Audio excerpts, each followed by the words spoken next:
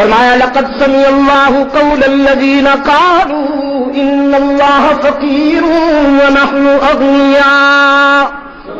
وہی الفاظوں میں بھی کوئی تبدیلی نہیں.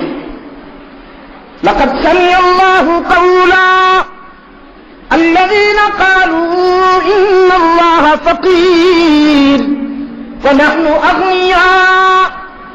یقیناً سنی ہے اللہ نے ان لوگوں کی بات جو یہ کہتے پائے گئے کہ ہم غنی ہیں اور اللہ فقیر ہے.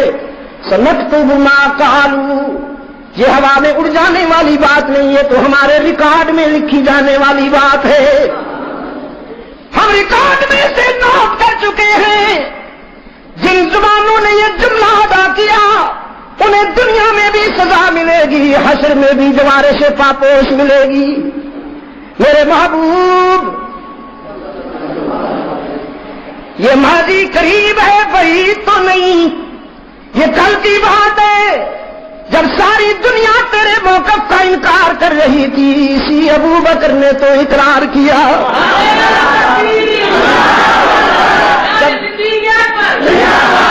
جب ساری دنیا تیری دشمنی پر کمر بستا تھی، اسی ابو بکر نے تو دوستی کا حق ادا کر دیا. آج ہم تیرے یارگار کی وفاؤں کا صلہ پورا نہیں بس ایک قسط.